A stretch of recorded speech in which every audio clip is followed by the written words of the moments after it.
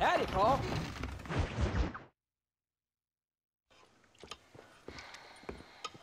What you cooking? Same thing I've been cooking the past 15 years with the hope of poisoning you. Ain't working so well. Not yet. To be honest, though, tastes bad enough to kill a man. I never was much of a cook, but I did try to be a good wife. And you have been. Given what we was and what we came from, I think we've gone and done okay. I look at Jack, I look at him, and I think we've been blessed. Maybe he can be something more. He's a good kid. He can be whatever he wants to be. He ain't gonna be no frontier gunslinger killing and running those gang, though. That way's over. Railroads and government and motor cars and everything gone and done away with all that. And he ain't gonna marry no orphaned working girl running with a bunch of hucksters, neither. If he meets one like you, I hope he'll marry her. Stop. For an illiterate gunslinger, you sure know how to make a girl blush. God damn crows! John! You have got to go deal with them.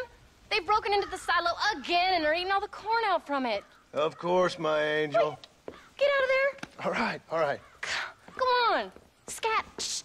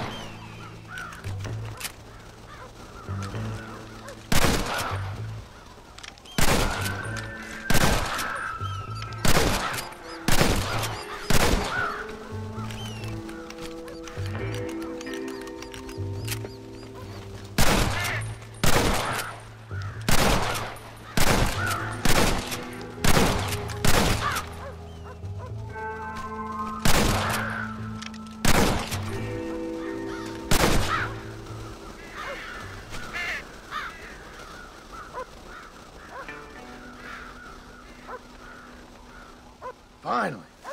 Now about that stew.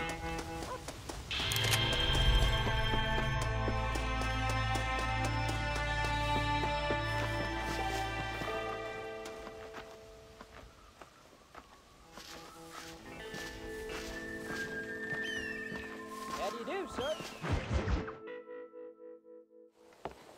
John, we got a telegram from some lady friend of yours, a Bonnie something or other. Something you ain't telling me? Bonnie McFarland. She's a friend. Saved my life when I went after Bill and nearly got myself killed again. Oh, and now you two's in the habit of sending each other letters. How very nice. It weren't nothing like that. What's it say? I don't know. I can't... Well, you know I can't read. Give it here. You read that thing out loud? I ain't hiding nothing. Dear Mr. Marston, stop. Need corn sacks. Stop. Emergency. Stop. Weevils and moths ate entire county supply. Stop.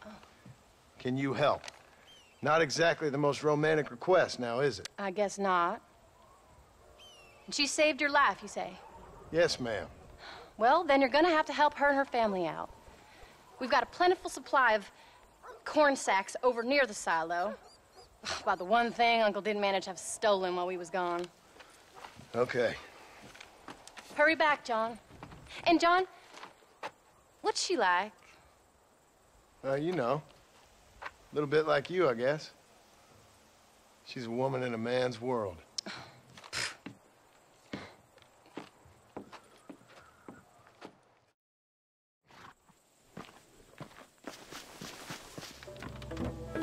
John! Wait! Maybe I should meet this McFarlane woman. What are you waiting for? We better hurry.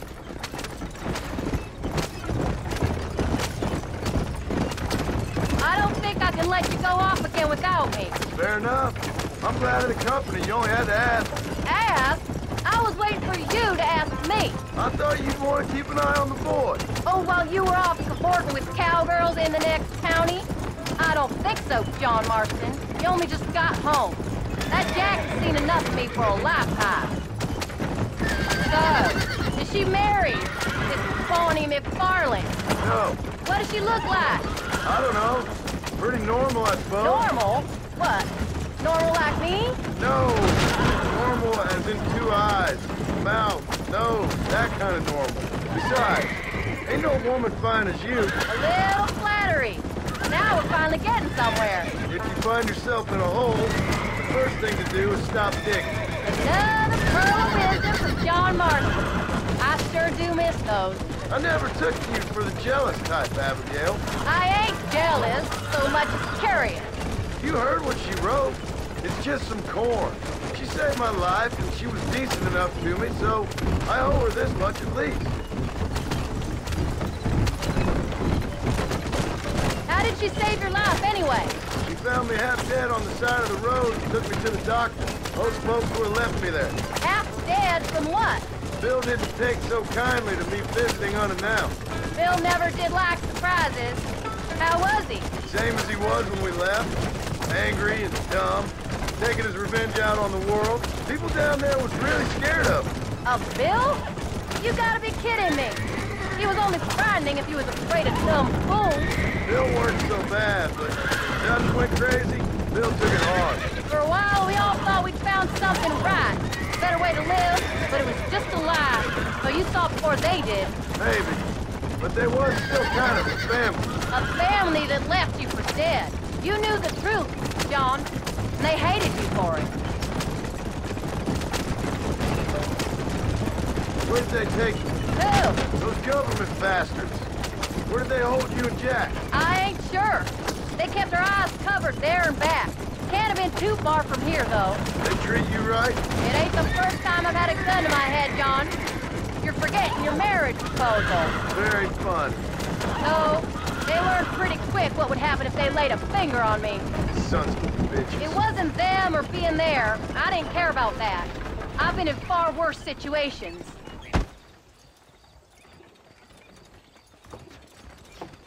You came. Thank you so much. We lost the entire harvest. Miss McFarlane, I'd like you to meet my wife, Abigail. Oh, ain't you quite the gentleman all of a sudden? It's a pleasure to meet you, Mrs. Marston. Likewise. Thank you for saving my husband's life. And for teaching the miserable goat some manners, among other things. I didn't teach him anything. I know better than to try to change a man.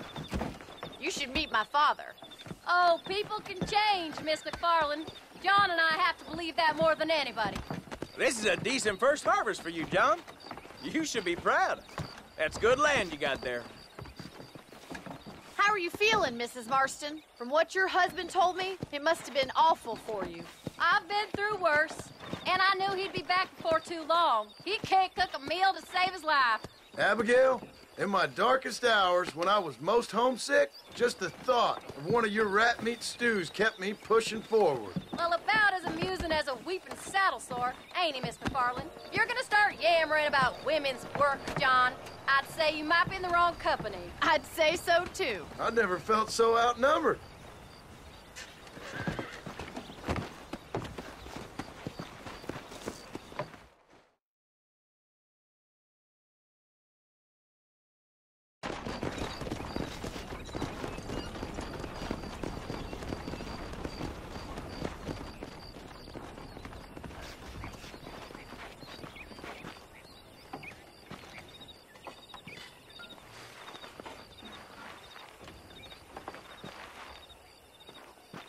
Ma'am?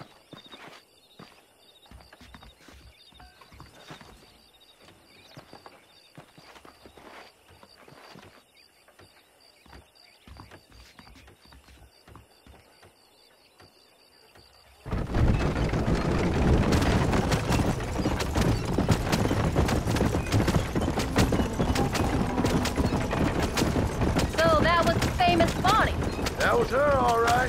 She's pretty. She's normal, like I said. Well, you always wanted to be a rancher. I'd have thought she'd be just your thing. The perfect rancher's wife, if I ever saw one. I already got a rancher's wife. I'm only teasing. I like her, and I'm glad she saved your life. Most of the time, anyway. The McFarlands are good people. She did flush better than a shepherd's sunset when she saw you, though. I have that effect on women. You clearly had one too many blows to the head. You ain't wrong about that, Mrs. Marston. That's quite a ranch they got there. That'll be us someday. As soon as we get back on our feet. I don't know, John. How many times can we start again? An outlaw and a working girl. We ain't exactly farmers. We are now. Forget that life. It's over. Do you really believe that? We have to. It's the only way we'll ever have a future. The life we led, that doesn't go away. It's never over. You think those government men are just gonna leave us alone now? The old gang's dead. I did what they asked. And that's it? A life of crime forgiven? We're back together, ain't we? Until they decide you owe them something else.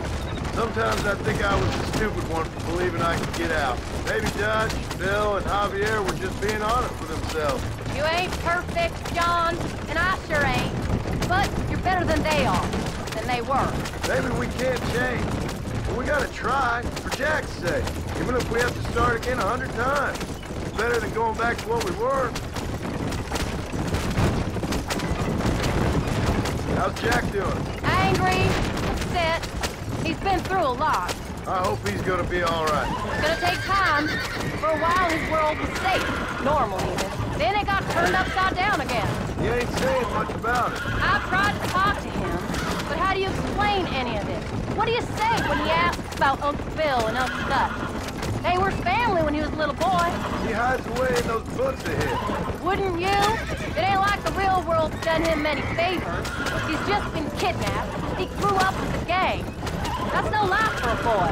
We did our best to protect him. Come on, John. He saw things no boy should see.